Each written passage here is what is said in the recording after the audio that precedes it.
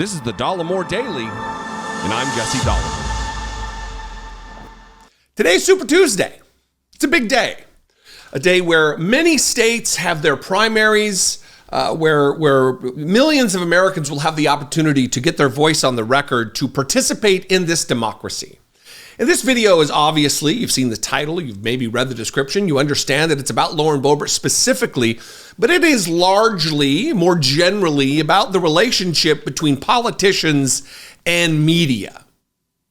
The relationship that's non-existent between some of these politicians and independent media, like myself, and the relationship between legacy media, like the New York Times, and in this case specifically, the Washington Post, that's doing a bang-up job of rehabilitating the image of someone like Lauren Boebert, a ghoul, an anti-democratic agent of chaos. One thing you'll notice about Lauren Boebert over the last couple of weeks, maybe, is that she's,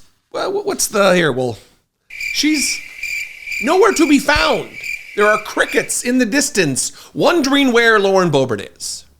She posted a tweet the other day with Donald Trump's endorsement, like a printout of the text that he wrote on Truth Social, indicating virtue signaling to her audience, to her fan base, to her potential constituency. Remember, she switched congressional districts, but signaling to them that I'm Donald Trump's pick, you have to choose me. Now, Donald Trump doesn't have a good track record of the people that he endorses actually winning, and I think that will likely be the case with Lil Miss Lauren Boebert. But she's silent because of the fact that people are fed up with her antics, with her nonsense, again, with her chaos, whether it be getting felt up and reciprocating in a theater in public, whether it be the criminality, whether it be the arrests and the domestic nonsense or her other family troubles. People are fed up with it. So it bothers me a lot, that the Washington Post put this entire nonsense out here.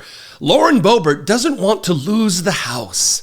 A messy divorce and flagging popularity upended her personal life and threatened her political future. Can the MAGA mean girl start over without changing? What kind of a puff piece is this, Washington Post? You should be ashamed of yourself. I'm not even going to get into the article that goes deep into her past and her troubled childhood with a nomad mother that dragged her from state to state, chasing multiple boyfriends. I mean, this could be my life story. It doesn't make you qualified, capable, or deserving of Congress. Lauren Boebert doesn't want to lose the House. This statement puts forward the narrative that it's not selfish on her part. She doesn't want to lose her seat. She's thinking of the team. She's thinking of the party at large. She doesn't want to lose the majority in the House. That's what her priority is. That's not the case. She is absolutely a self-aggrandizing clout chaser. And then, of course, can the MAGA mean girl start over without changing? That would indicate that she wants to start over, that it is in her mind and her will to want to do something different than she has in the past. This is the stark difference between what I do. I don't really consider myself a journalist, some do, but what I do in independent media and what the Washington Post should be doing, using their constitutionally protected position as a newspaper. Is it their job to stand up and effectively interfere in an election and try to paint this person who is a racist and a demagogue as a better person? As someone who wants to change? As someone who is selfless and thinking about the party at large and the country at large and not just her own political future? Someone who calls her colleagues terrorists, the jihad squad, telling lies about instances and interactions with her and Ilhan Omar and others.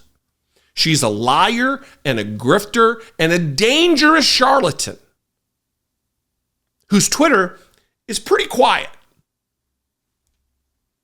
comparatively speaking, to other times. She's retweeting a lot of people, but there's not a lot of action from her herself because she's afraid. The people of Colorado have a choice to make. The people of the 4th District of Colorado. It used to be the 3rd District, but remember, she's running away from the race with Adam Frisch and running toward this primary where it looks like she's going to be bested by normal, regular, dangerous run-of-the-mill Republicans. With her endorsement in hand, as she posted on Twitter. We have a choice in this country. It's the beautiful thing about being in this country. There's many other countries that have choices, but this is ours. This is our country. And you not only have a choice about the candidates you vote for, you have a choice in what media sources you rely upon. Are you going to choose bizarre outlets like this example with the Washington Post, rehabilitating the MAGA mean girl? Or are you going to choose outlets like this one and like others who do my job in this space on YouTube and other platforms?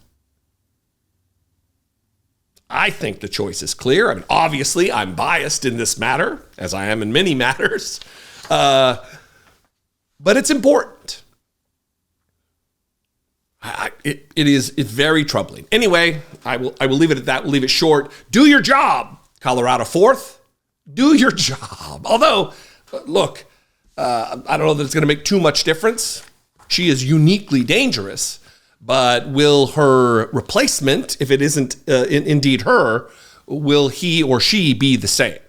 Because now they're going after some recall effort of the Secretary of State of the state of Colorado because of the Supreme Court verdict that let Donald Trump off the hook and allowed an insurrectionist to run for office, to use democracy to end democracy. What do the Supreme Court justices think? just an aside. What do they think that if they fall out of line in the new America, in the new Gilead style of Christian nationalist America, that if they fall out of line, are they going to be kept around? Because when you jettison democratic ideals, you jettison the rule of law and the Constitution being our bedrock. Think about that, Supreme Court. Anyway, what do you think? I'd love to know. We can mix it up in the comments. I am within 10,000 subscribers of 600,000. If you're not subscribed, subscribe. That would be fantastic. Leave a comment below. That'll trigger YouTube to share my content with new people who may subscribe. You can be part of that. Like you want to be part of that. If you appreciate what I do and I bring you value and you want to support this independent media, please consider supporting this work. You can click the join button below right on YouTube, become a channel member for $2 a month. You can hit the super thanks button. You can go over to my Patreon page, patreon.com/IDoubtIt podcast. All those are great ways to help support this independent media operation, which I think is important. You could take part of that.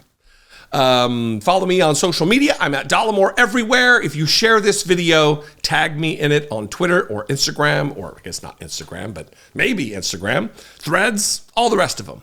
I'm at Dollemore and I'd love to see you there. I'll see you next time. Until I do, be genuine. I'll be waiting with bated breath for the outcome of this election, and take care of one another.